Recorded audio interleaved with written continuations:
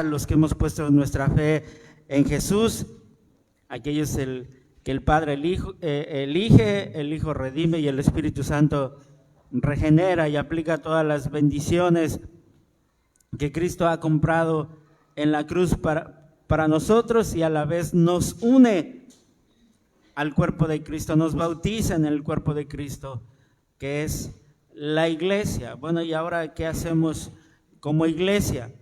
En la carta de Pablo a los Filipenses se nos dan algunas indicaciones claras de lo que debemos ser como iglesia. Vimos la semana antepasada que debemos de ser de un mismo sentir, de un mismo amor, de un mismo espíritu. Debemos estar unánimes, sintiendo lo mismo, y esto se puede leer muy fácil, se puede decir muy fácil, pero en la práctica es realmente difícil. Pero para eso Dios ha provisto todo lo necesario por su Espíritu, ¿verdad? Quien ha obrado internamente en nosotros para que podamos manifestar externamente la obra que el Espíritu Santo ha hecho en nosotros. Y el reto que tenemos como iglesia es mantener la unidad. Esa es la preocupación de Pablo, de Dios, y por eso tenemos esta carta, para que podamos trabajar, como él dice en el capítulo 1, versículo 27, para que podamos trabajar, combatir unánimes por la fe del Evangelio, ¿sí? Y la única manera de lograrlo es por el ejemplo de Cristo, imitando la humildad de Cristo. La única forma de trabajar juntos, unánimes, de preservar la unidad, es que nosotros haya la humildad de Cristo. Si hay humildad, entonces vamos a poder cumplir con lo que Pablo ha expuesto en el capítulo 2, versículos 1 al 4.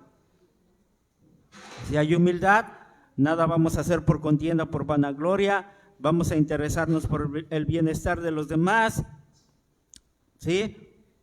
Vamos a hacer un mismo sentir, de un mismo espíritu. Eso es lo que vamos a hacer, vamos a completar el gozo de nuestro Señor. Así que la manera en la que Pablo nos va a motivar a nosotros como iglesia a buscar la unidad es enseñándonos el ejemplo de Cristo. Y bueno, lo que leyó nuestro hermano Ulises, ¿verdad? Es los pasajes del 5 al 11, se extrae una de las enseñanzas más importantes que encontramos en la Escritura, la encarnación de Cristo. Este no es un tratado teológico como les he explicado, esta es una carta donde hay diferencias, donde hay irreconciliaciones. Es la carta que se conoce como la carta del gozo y la carta que Pablo está escribiendo desde la cárcel. Él no le está escribiendo a un instituto teológico, él no está escribiendo a un grupo de estudiosos, él está escribiendo a la iglesia. ¿Por qué? Porque para Pablo la teología es parte de la vida práctica de la iglesia. La encarnación de Cristo nos enseña la actitud, la humildad que hubo en Cristo como el ejemplo para resolver nuestras diferencias, para mantener la unidad, para entregarnos al servicio, para usar nuestros dones espirituales, para el crecimiento espiritual, para la edificación de la iglesia, para estar dispuestos al sacrificio, buscando siempre el bienestar de los demás. Para eso escribió Pablo, la encarnación acerca de Cristo, ¿sí? Y como vimos también, la Escritura nos muestra no solamente el problema, ¿verdad? Que había contiendas, había disensiones, había vanagloria, sino que también nos muestra la solución. La solución es que nosotros podamos imitar la misma actitud, el mismo sentir que hubo en Cristo. Cristo es el modelo de la unidad que se requiere para mantener la unidad y preservarnos unánimes combatiendo por la fe del Evangelio. Cristo es el ejemplo a seguir para el servicio desinteresado dentro de la iglesia, el sacrificio voluntario, y para que las diferencias que existen en la iglesia, en tu vida, en tu casa, en tu matrimonio, puedan solucionarse. Y yo creo que predicar este pasaje será mucho más fácil que vivirlo, y realmente tampoco creo que sea fácil predicarlo, porque este es uno de los pasajes más profundos que podemos encontrar en la Escritura. Y digo que es difícil por lo que implica y que nosotros no podemos entender cómo es que Dios se haya hecho carne. Y porque a partir de ese entendimiento, nuestro llamado es a tener la misma actitud que hubo en Cristo, que siendo Dios, toma forma de siervo, se humilla, baja de su posición exaltada. Pero nuestra tendencia es a escalar posiciones y nos duele cuando caemos. Sentimos que la posición nos da poder, nos da autoridad, nos da cierto valor, pero Cristo no se aferró a su posición. Cristo se despojó de sus privilegios para servir, para sufrir. Él es el mejor ejemplo de cómo siente, cómo piensa, cómo actúa y cómo es un siervo humilde. Así que si nosotros queremos ser iglesia, debemos imitar el ejemplo de Cristo. Y mi primer encabezado es imitando la humildad de Cristo. El título del sermón, ustedes ya lo saben, el sentir de Cristo y el sentir de la iglesia. Mi primer encabezado es imitando la humildad de Cristo y comienzo a partir del versículo 5. Nosotros la semana antepasada vimos del versículo 1 al 4, así que voy a dar lectura en el versículo 5. Haya pues en vosotros este sentir que hubo también en Cristo Jesús. La palabra sentir que encontramos viene de la palabra griega phroneo y literalmente se traduce como pensar. Pero esto tiene muchas implicaciones, implica una disposición, una actitud, una disposición en tu mente que te llevará a actuar. Básicamente lo que Pablo nos está diciendo es que haya una disposición en tu mente para que la actitud de Cristo sea también la tuya. O deja que esta actitud esté en ti, así como también estaba en Cristo Jesús. ¿Cuál fue la actitud de Cristo? Humildad. Humildad. La humildad produce una disposición mansa y respetuosa ante los hombres. Y solo al contemplar la humildad de Cristo en su encarnación, nosotros podemos mirar a los demás como si fueran superiores a nosotros, que ese es el mandamiento que Pablo dio en el capítulo 2, versículo 3, estimando cada uno a los demás como superiores a él mismo. Solamente al contemplar la humildad de Cristo es como nosotros podemos mirar a los demás como si fueran superiores a nosotros. Y el haya, Pablo inicia con un haya. El haya es un imperativo, es un mandamiento. ¿Por qué debo ser humilde? Porque Dios manda que seamos humildes. Jesús manda una cosa: aprender de mí que soy manso y humilde de corazón. Y el estándar es demasiado alto, porque nosotros no hemos sido llamados a tener la mente de los líderes de la iglesia de Casa de Oración del Maná, la mente de la iglesia del Maná o de cualquier otra iglesia, sino la mente sacrificial y servicial de Cristo. ¿Por qué? Porque Cristo no miró a sus propios intereses, sino que se despojó de su gloria divina, de su igualdad con Dios el Padre, porque Cristo no se agradó a sí mismo, porque Él no buscó un título, una posición, porque Él no llevó una vida tranquila, de comodidad, de placer, sino que vivió para los demás. Buscó hacer el bien a los demás, se preocupaba por las necesidades de los demás, de los pobres, de los enfermos, de las viudas, de los necesitados, se preocupaba por la salvación de las almas. Siempre su actitud fue la misma: humildad, servicio. Esa actitud que caracterizaba a Cristo debe caracterizarte a ti también. Es un mandato, no tienes opción. Haya pues, el pues se refiere a lo interior. Haya por tanto o pues, ya que tú has recibido consuelo en Cristo, una consolación en Él, consuelo de amor, un afecto entrañable, y por la comunión que tienes con el Espíritu Santo, tú debes tener el mismo sentir que hubo en Cristo. Así que, hermanos, no le pidan una actitud humilde a cualquier persona, porque la actitud humilde de la cual Cristo es ejemplo solo se puede dar si estás en Cristo y por la obra del Espíritu Santo en tu vida. Y la razón por la cual debemos imitar la humildad de Cristo es debido a los pleitos, a las contiendas, que no solamente existían en el tiempo de Pablo en los Filipenses, que también existen en el tiempo de hoy en nuestra iglesia. Y esos conflictos van a generar bandos, porque no terminan entre dos personas, sino se generan bandos que al final van a causar una división.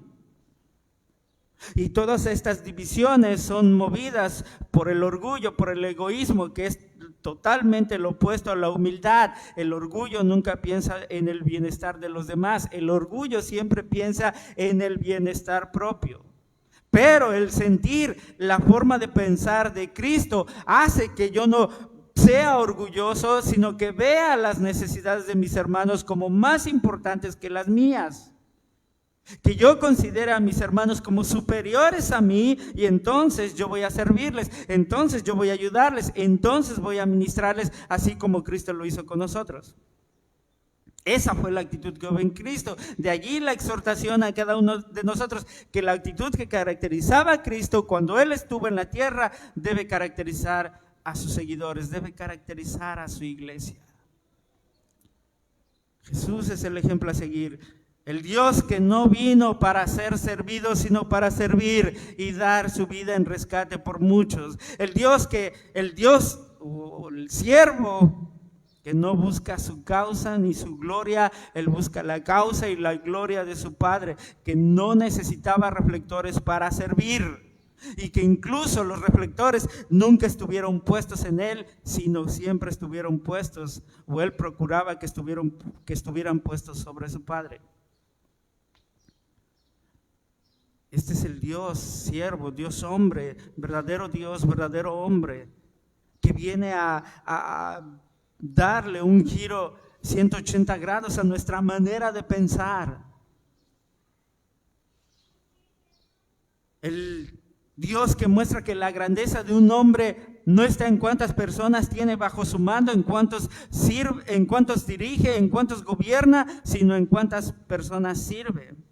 Y eso es cierto en Cristo. Él le sirvió a pecadores, Él le sirvió a publicanos, Él le sirvió a leprosos, Él le sirvió a los excluidos de la sociedad, le sirvió a prostitutas, le sirvió a ladrones, le sirvió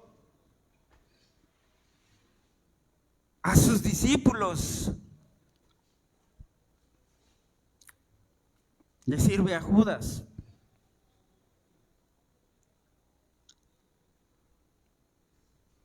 Ese es nuestro Dios. Él no ve a Judas y dice, no, yo sé que este me va a traicionar, así que a este no le sirvo. No, el siervo humilde sirve indistintamente, sin favoritismo. Eso es lo que significa ser manso y humilde de corazón. El humilde puede tratar a todos con dignidad.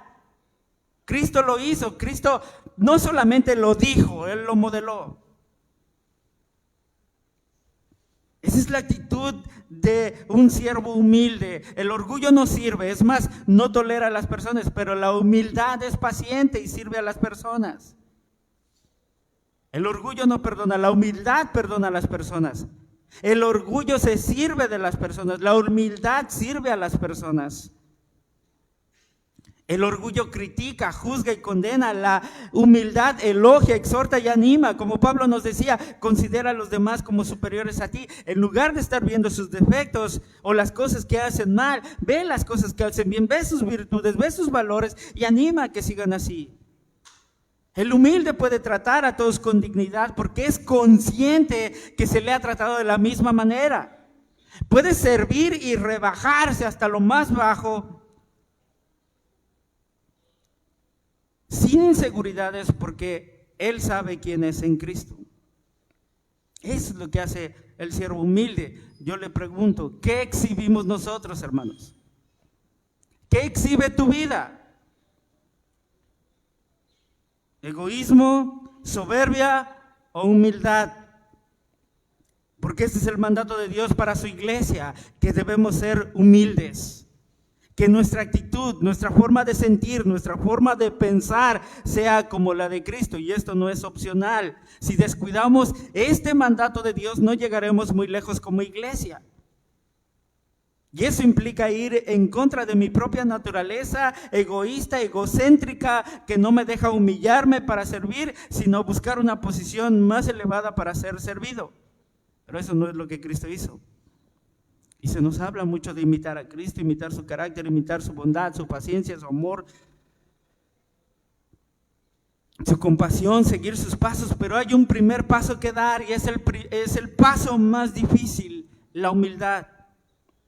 La humildad que nosotros vemos en la encarnación y humillación de Cristo, como Él bajó del cielo a la tierra. Ese es el primer paso. Dice el versículo 6, el cual, siendo en forma de Dios, no estimó el ser igual a Dios como cosa que aferrarse. El primer paso que debemos dar como iglesia es imitar a Cristo, que siendo igual a Dios, teniendo todos los privilegios, la adoración, el servicio, Él voluntariamente decide dejarlo. Ese es el primer paso en la humillación de Cristo. Siendo el Dios exaltado, adorado, no piensa en su posición, no se aferra a ella, sino que la deja. ¿Para qué? Para venir a este mundo, para suplir las necesidades de su iglesia, de los suyos, de su esposa. Bueno, ese sentir, esa manera de pensar, esa actitud de Cristo que siendo Dios, que se humilla y toma la forma de siervo, haciéndose obediente hasta la muerte de cruz, esa actitud de humilde que le hace renunciar a su gloria y someterse a la voluntad de su Padre, es la que tú y yo como iglesia estamos llamados a tener.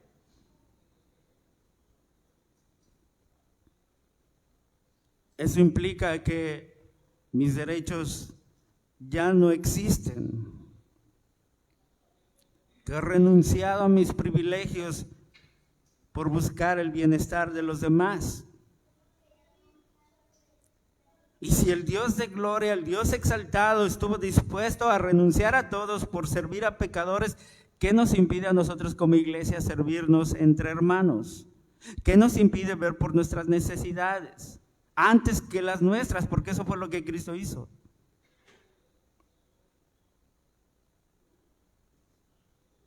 Eso habla de una humildad, pero a veces nuestras actitudes, nuestras acciones son motivadas por el orgullo, por la vanagloria, por el deseo de sobresalir, por el deseo de ser visto, reconocido.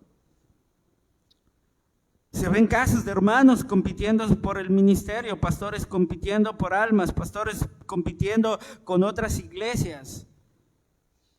Estamos en una constante lucha, en una constante competencia por sobresalir, no por humillarnos. Y eso se ve mucho en nuestros matrimonios. Siempre estamos compitiendo para ver quién tiene la razón. Y algunos consideran la competencia como sana, pero la verdad es que la competencia rara la vez, hermanos, conduce a la unidad. En la mayoría de los casos, la competencia genera conflictos, celos, ataques de ira. Se levantan personas que te llevan la contraria. Los hermanos se ven como rivales. Esas actitudes atentan contra la unidad de la iglesia y eliminan el modelo del evangelio que Cristo nos ha dejado. Por esa razón Pablo dice, no, que haya en ustedes la misma mente que hubo en Cristo, la misma actitud humilde de despojarse y humillarse. Esa actitud es un antídoto contra las rivalidades y diferencias que se dan dentro de nuestras iglesias, que se dan en nuestras vidas.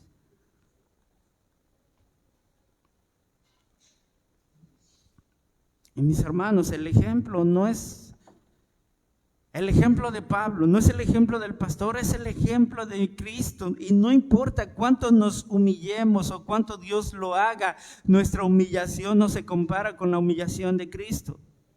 Él estaba en lo más alto, nosotros no.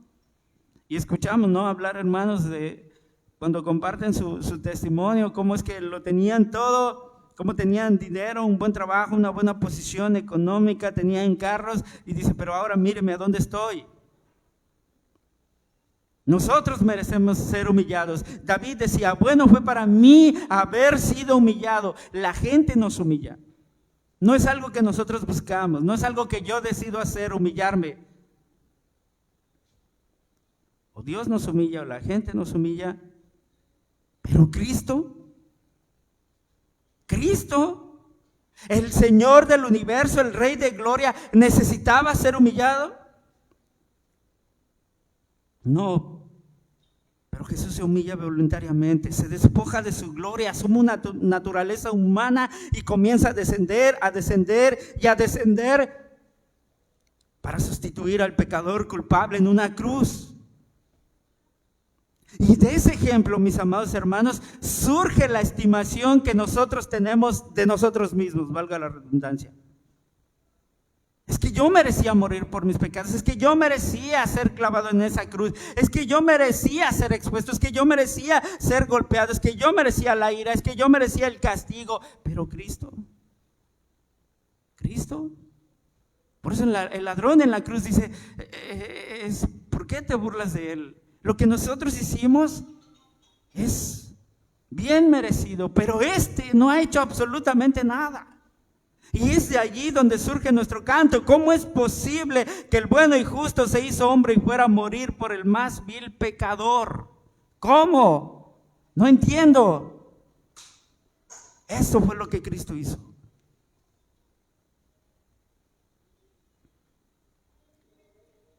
Vemos la humildad en Cristo, que teniendo tal autoridad, el Dios que cantamos ahorita, el Dios que hizo los cielos y la tierra con el poder de su palabra, que sustenta todas las cosas con poder y autoridad, dejándose clavar en una cruz. Si tú y yo tuviéramos el poder o la manera de no sufrir, no lo hacemos, lo evitamos. Pero Cristo no lo hizo.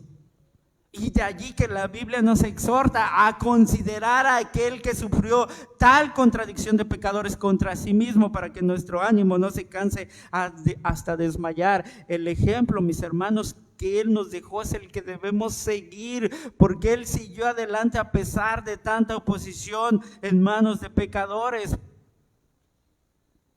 Jesús murió en manos de sus peores enemigos, para cumplir con la voluntad de su Padre.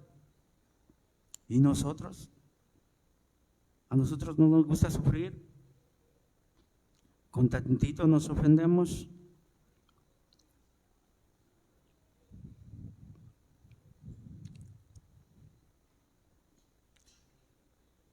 Una prueba, una circunstancia difícil, y no queremos venir a la iglesia, no queremos orar, no queremos leer la Biblia, no queremos buscar a Dios. Un mal gesto es que no me saludó, no me vio feo, no me tomó en cuenta, no me apoyan, no me consideran. ¿Es razón suficiente para ya no seguir en la iglesia? Es que no nos gusta sufrir, hermanos, no nos gusta humillarnos. Pero sin humillación no hay glorificación. Cristo sufrió la cruz, menospreció lo oprobio por la gloria que Él tenía puesta delante de Él, por la gloria que le esperaba después de la cruz. Hermanos, por muy difícil que sea nuestra humillación, por muy difícil que sea tolerar la falta, pasarla por alto, cubrirla, perdonar, pedir perdón, servir, dar, no se compara con lo que Cristo ha hecho por nosotros. El Rey de gloria clavado en una cruz, el Rey de gloria, hermanos, escupido, golpeado, desnudo, humillado por nuestro pecado. Nosotros lo merecíamos, Él no. Y cuando estaba clavado en esa cruz, Él no pide, Él no dice, trátalos como me han tratado, Padre. Él dice, Padre, perdónalos porque no saben lo que hacen. Y nosotros, hermanos, con tantito que nos ofenden, queremos que el que nos ofendió pague por lo que nos hicieron, o por lo menos sufra un poquito como yo sufrí la ofensa. Cristo renuncia, hermanos, a ese privilegio divino para sustituirnos en la cruz y nosotros exigiendo nuestros derechos. La encarnación de Cristo nos enseña y nos recuerda que la gracia de Dios debe hacernos verdaderamente sencillos y que el Evangelio debe transformarnos en personas mansas y humildes de corazón. En eso debemos imitar a Cristo. Punto número 2. La humillación de Cristo fue necesaria para nuestra salvación. El descenso de Cristo desde su gloria a la cruz fue necesaria para ti y para mí para hacer posible nuestra salvación. Nadie despoja a Cristo de sus privilegios. Él se autohumilla. Él no consideró que fuera necesario retener su majestad, sino dejarlo todo. ¿Por qué a nosotros se nos hace difícil soltar una posición, dejar nuestros privilegios, dejar nuestros títulos? ¿Por qué incluso se nos hace difícil dejar nuestras ideas y opiniones? ¿Por qué? Porque nos dan cierto valor.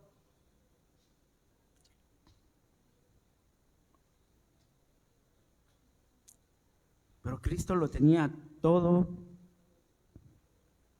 y lo dejó. El Padre no escatimó lo que más preciaba, lo dio por todos nosotros. Pablo en un grado menor lo tenía todo y lo dejó. Hebreo de hebreos, fariseo de fariseos, una posición elevada, miembro del Sanedrín, de la Corte Suprema de Justicia judía. Ahora está en la cárcel.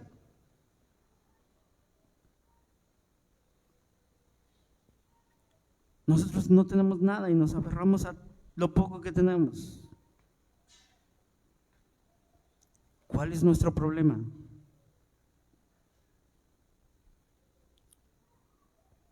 El pecado. Nuestra naturaleza es como la de Adán.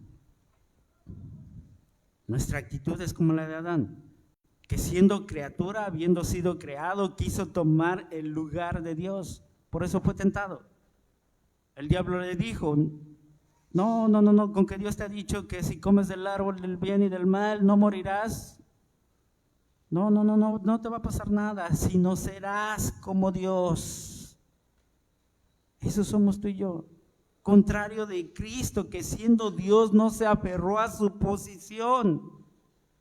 Dejó su gloria y majestad. Nosotros nos aferramos a lo poco que tenemos. Esa es nuestra naturaleza orgullosa, egoísta, el pecado en mi corazón con el cual debo luchar todos los días, que se quiere sentar, se quiere volver a sentar en el trono del cual fue destronado cuando Cristo vino a mi vida. La lucha más intensa no es la que tú tienes con la persona a tu lado. La lucha más intensa es contigo mismo, con tu propia naturaleza, con tu corazón dañado.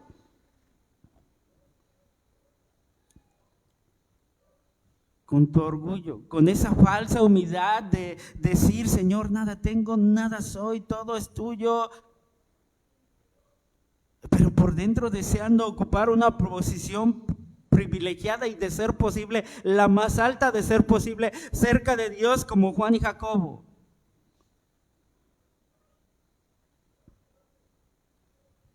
Esa es nuestra actitud.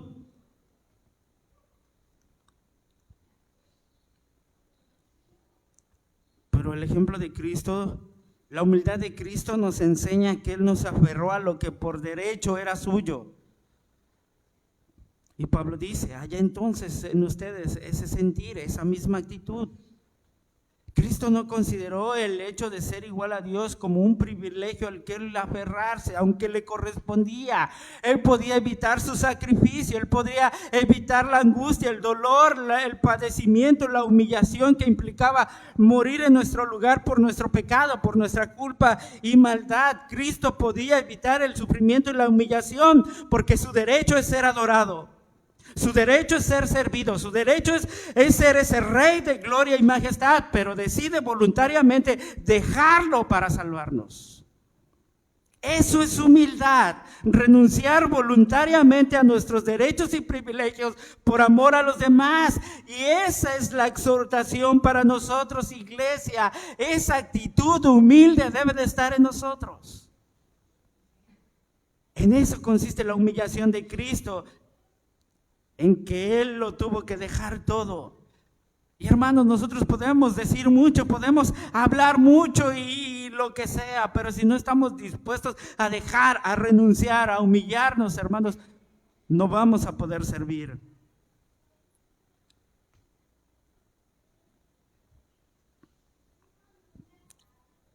Versículos 6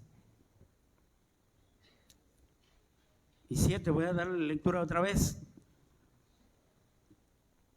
El cual, siendo en forma de Dios, no estimó el ser igual a Dios como cosa que aferrarse, sino que se despojó a sí mismo, tomando forma de siervo, hecho semejante a los hombres.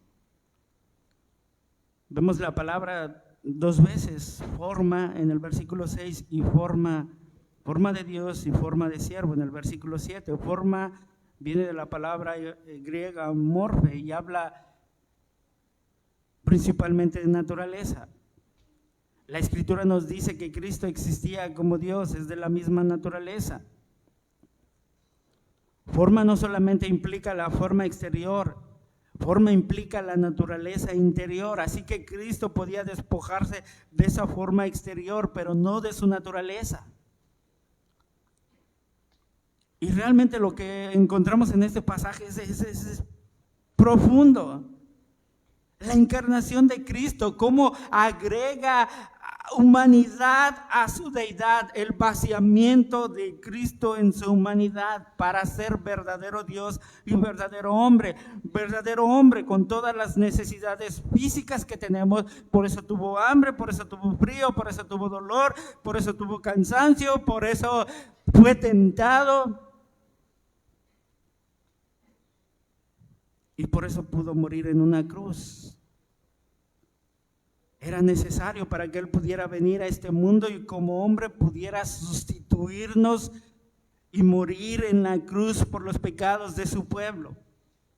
Y recuerden lo que Pablo está tratando de mostrarnos, es el ejemplo humilde de Cristo, no la diferencia que hay entre nosotros como criatura y como creador. No, Cristo, Él era igual a Dios en gloria y majestad, pero que abandonó voluntariamente para asumir una forma de siervo. Eso es lo que dice en el versículo 6 y 7. Siendo de naturaleza, siendo de forma igual a Dios, ahora asume una naturaleza, una forma de siervo. Es decir, Jesús no aparentaba ser un siervo. Él no aparentaba servirle a la gente, Él servía a la gente, tenía la naturaleza de siervo, así como tenía la naturaleza de Dios. Él es Dios, igual a Dios.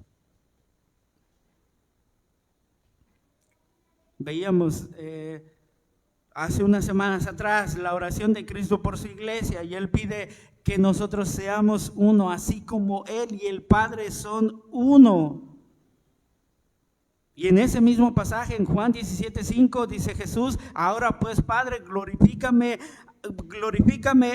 tú al lado tuyo con aquella gloria que tuve contigo antes que el mundo fuese. Padre, yo te voy a glorificar con mi muerte, conforme al plan que has determinado para salvar al mundo. Pero Padre, ahora regrésame la gloria que tuve contigo. Ven, es verdadero Dios, Cristo es Dios, con la misma gloria del Padre. Él no comparte su gloria con nadie. Cristo es Dios, de la misma naturaleza que Dios, de la misma forma que Dios. Sin embargo, dejó su gloria, su majestad, para asumir una naturaleza humana, para sustituirnos en la cruz. Y es que Pablo entiende que solo nosotros, al entender la humillación de Cristo, solo si nosotros entendemos, hermanos, dónde es que Él estaba. Él es el Dios exaltado, el Dios de majestad, el Dios de gloria, el Dios de poder, el Dios de autoridad. Si entiendes dónde Él estaba antes y a dónde vino, entonces vas a entender lo que Él estuvo dispuesto a dejar. Vas a entender su humillación, siendo Dios, estando en la posición más exaltada, alabada, adorado, servido, decide encarnarse, decide hacerse hombre, decide descender. El Dios que existe fuera del tiempo y del espacio, el Dios eterno, el Dios omnisciente, el Dios que crea de la nada, el Dios que llama las cosas que no son como si fueran, el Dios que sustenta todas las cosas con el poder de su palabra, el Dios que tiene vida en sí mismo, limitando en sus atributos. Para entrar en el tiempo y en el espacio a través de su encarnación, Jesús es Dios. Él es Emmanuel, Dios con nosotros. ¿Para qué? Para que Él pudiera representarnos y cumplir lo que nosotros no podemos cumplir, vivir la vida que nosotros no podemos vivir y morir la muerte que nosotros debemos morir. Para eso se hizo hombre. Para eso asumió esa forma de siervo obediente, para cumplir con toda la ley y con el plan de salvación que el Padre había diseñado para salvarnos. Verdadero hombre. Y vemos su humanidad en Getsemaní, su naturaleza humana, diciéndole no.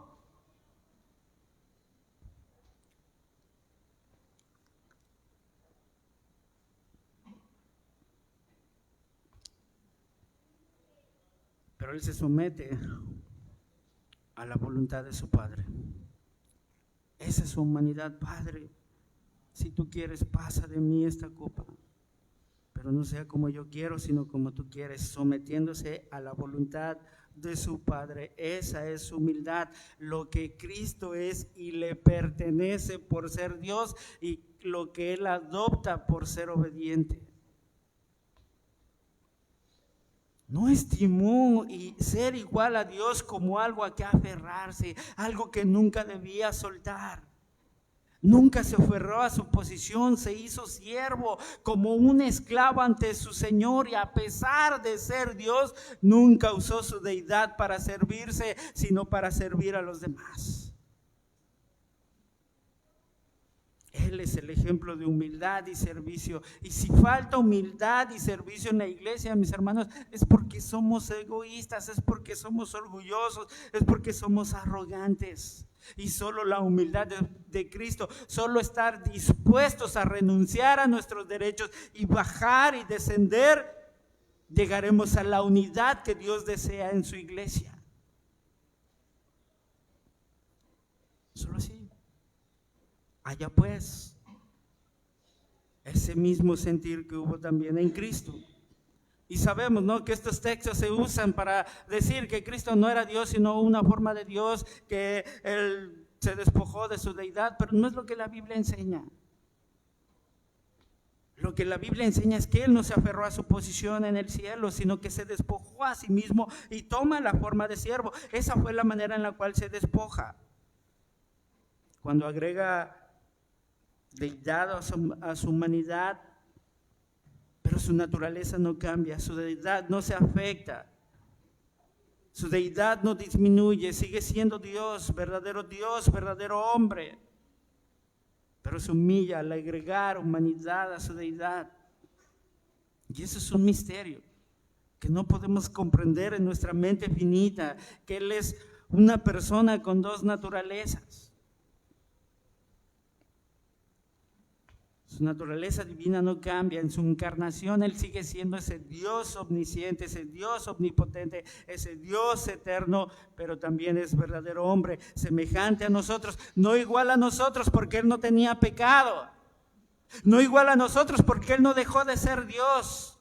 Él podía saber los pensamientos de los hombres, Él podía saber nuestras intenciones sin que nadie se lo dijera. Pudo resucitar a los muertos, pudo calmar la tempestad, pudo crear cosas de la nada, podía convertir las piedras en pan, podía mandar a los ángeles que lo guardaran, pero no lo hizo. pero Él es Dios. Versículo 8, y estando en la condición de hombre, se humilló a sí mismo, haciéndose obediente hasta la muerte y muerte de cruz. Algo realmente difícil de creer, no solamente en nuestros tiempos, en tiempos de Pablo, que Dios se hizo hombre, que Dios pueda morir, que no se defendiera de sus peores enemigos, pero es lo que la Biblia enseña. Así como enseñan que toda la plenitud de la deidad habita corporalmente en Cristo. Jesús no estaba usurpando nada que Él no le perteneciera. Él es Dios. Si quieres ver a Dios, ve a Jesús, porque en Él habita corporalmente toda la plenitud de la deidad, y Él vino a revelarnos al Padre. Y el que ve al Hijo, ve al Padre. El que tiene al Hijo, tiene al Padre. Tomás, ¿cuánto tiempo has estado conmigo y no has visto al Padre? Jesús es verdadero Dios, Jesús es verdadero hombre. Y si tú le sigues, puedes estar seguro de que seguirle a Él es seguirle a Dios. Creerle a Él es creerle a Dios. Obedecerle a Él es obedecer a Dios. Pero a veces la comprensión que nosotros tenemos de la humanidad de Cristo es que como Él era Dios, no sintió dolor, no sufrió, no sintió pena. Pero eso no es lo que la Biblia enseña. La Biblia enseña que Él fue tentado en todo como nosotros, pero sin pecado. Sufrió, padeció, tuvo tentaciones difíciles, se conmovió, lloró, fue traicionado. Todo lo que tú y yo podemos experimentar, Él lo experimentó, y en un grado superior. Jesús no era como Superman, que nada le afectaba o nada le dolía. No es lo que vemos en Getsemaní. Él estaba angustiado, Él estaba aterrado de enfrentar la ira de Dios. En su humanidad Él siente lo que nosotros sentimos, por eso puede compadecerse de nosotros, porque nos entiende perfectamente, porque Él se hizo hombre para venir a este mundo y experimentar el dolor, el sufrimiento, la angustia, la burla, el menosprecio. Él nos entiende, mejor que nadie nos entiende. Pero también a través de su humanidad nos modela el ejemplo de la humildad y la humillación, que desde la posición más alta que pueda existir, Él se despoja de ella. Él es el Dios eterno, exaltado, no hay nada por encima de Él, y se humilla, bajó. Eso es lo que significa humillarse, bajar. Cristo bajó. Descendió desde lo más alto hasta lo más bajo, de la gloria a la cruz.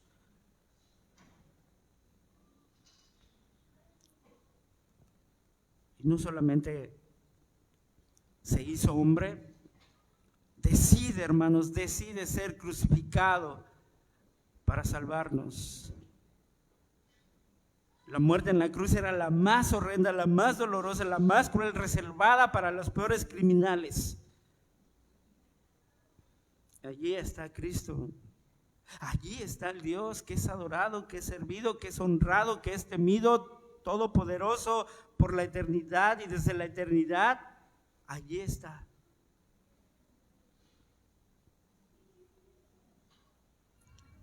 Allí está, hermanos, por amor a nosotros. Por eso agregó humanidad a su deidad, para salvar a pecadores culpables. Qué increíble es nuestro Salvador, qué maravilloso es Cristo. Él siendo tan obediente hasta la muerte, y Pablo no se detiene, hasta la muerte de cruz, el único que merecía todo el reconocimiento y la gloria, merecía las bendiciones de su Padre debido a su obediencia perfecta, ahora muriendo como el peor de los criminales.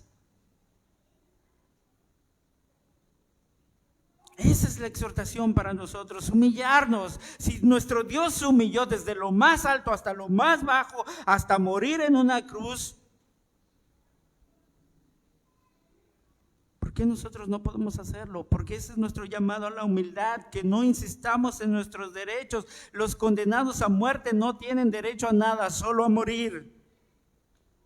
Y ese fue el sentir de Cristo, obedecer la voluntad de su Padre y estar dispuesto a morir por amor a nosotros. ¿Cómo es que lo hizo? Por su humildad. Su humildad le permite renunciar a sus derechos y privilegios. ¿Cómo puedo yo renunciar a mis derechos y privilegios para servir a mis hermanos? Siendo humildes. Siendo humildes. Y último punto y más breve, definitivamente que pudiéramos pasar mucho más tiempo y más sermones explicando estos versículos, pero mi último punto es que Dios exalta al humilde. Versículo 9, por lo cual Dios también le exaltó hasta lo sumo y le dio un nombre que es sobre todo nombre. Dios sabe que somos orgullosos, egoístas, que siempre estamos buscando nuestros propios intereses, así que Él nos manda a ser humildes. Pero Dios también nos motiva, no solamente nos provee lo necesario para la humildad, su Espíritu que mora en nosotros, Él nos motiva a ser humildes a través de esta verdad, que Él exalta a los humildes. El apóstol Pedro decía, revestíos de humildad, porque Dios resiste a los soberbios y da gracia a los humildes. Humillaos pues bajo la poderosa mano de Dios, para que Él los exalte cuando fuere tiempo. Si Dios exalta a los humildes, si esa es una verdad de Dios, la persona que merece más exaltación es Cristo. Porque Él estuvo dispuesto a humillarse a lo más bajo.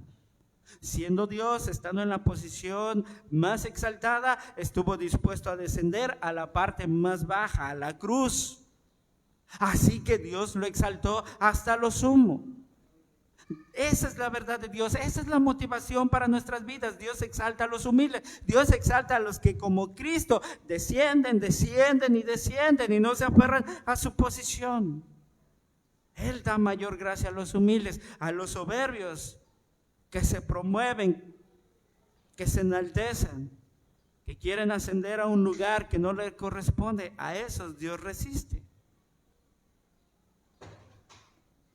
Versículo 10. Para que en el nombre de Jesús se doble toda rodilla de los que están en los cielos y en la tierra y debajo de la tierra, y toda lengua confiese que Jesucristo es el Señor, para la gloria de Dios Padre. Para eso Dios lo exaltó hasta lo sumo, para que todo el mundo confiese que Jesús es el Señor. Y esta es una cita del profeta Isaías, capítulo 45, versículos 21 al 23. Dice, proclamad y hacerlos acercarse y entren todos en consulta.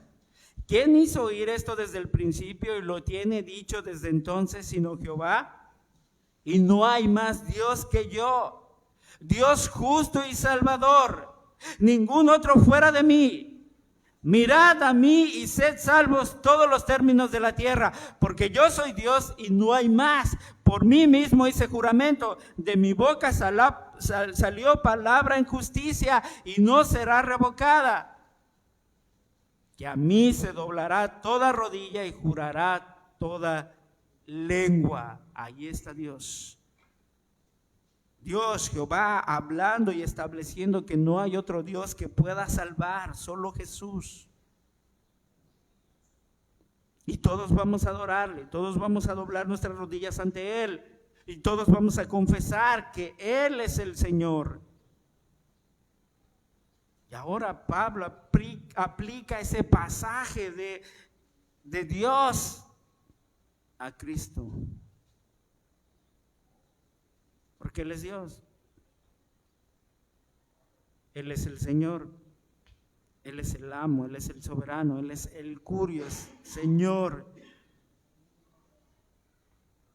Y en ningún otro nombre hay salvación, porque no hay otro nombre debajo del cielo en que podamos ser salvos. Jesús es el Señor, el nombre que ha recibido de su Padre. Y el Padre es glorificado cuando su Hijo es adorado por todo el mundo. Y algún día todos le adorarán, todos van a reconocer a Cristo como Señor. Y no estoy hablando de una salvación universal, pero algún día, hermanos, nuestras rodillas se doblarán o por gracia o por juicio.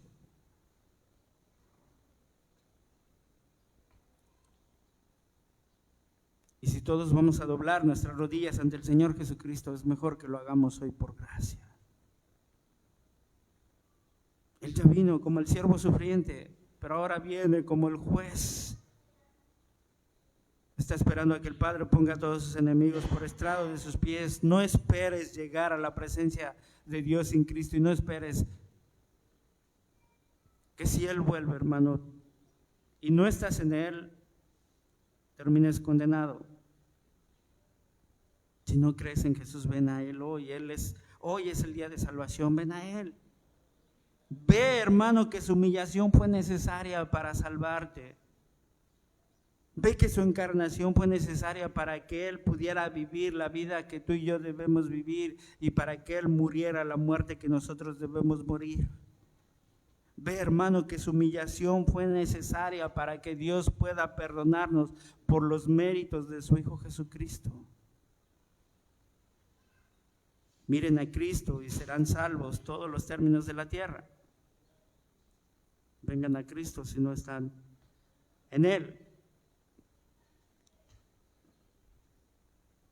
Y para nosotros, mis hermanos, si queremos en la iglesia ser del mismo espíritu, ser del mismo sentir, ser del mismo amor, de la misma mente y del mismo propósito, si queremos mantener la unidad de la iglesia y resolver todas nuestras diferencias, debemos tener la misma actitud, la misma mente, el mismo sentir que hubo en Cristo.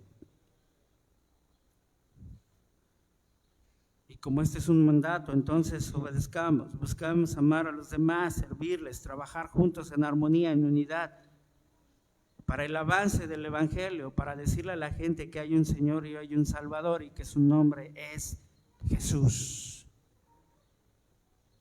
Así que sigamos adelante, hermanos, confiando en el nombre de nuestro Señor Jesucristo y que Él sea nuestro ejemplo y nuestro modelo a seguir para la gloria de Dios Padre. Oremos. Padre, le damos gracias, Señor, en esta mañana. Realmente quedamos cortos, Señor, en todos los sentidos.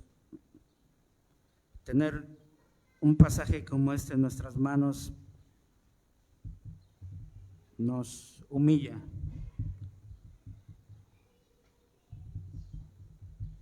Y no queda más que pedirle que siga obrando en nuestras vidas, que siga poniendo la misma mente que hubo en Cristo, humilde y manso de corazón. Ayúdanos a imitar su ejemplo, si Él es el Dios exaltado y no consideró aferrarse a su posición para servir al pecador, culpable como yo. ¿Qué podemos hacer? Así que nos queda más que honrarle, que bendecirle y glorificarle. Cómo no cantar, cómo no adorar, cómo no servir, cómo no trabajar para predicar a este Señor, a este Dios, a este Salvador que es manso y humilde de corazón. Y entonces, y solo entonces, cuando nosotros seamos como Él, entonces hallaremos descanso para nuestras almas. Ayúdanos, pues, te pedimos, ayúdanos, te rogamos, Señor, para ser más como Cristo y que podamos reflejar el carácter de Cristo en nuestras vidas, para tu gloria y para la edificación del cuerpo de Cristo. Te lo pedimos, Padre, en Cristo Jesús. Amén.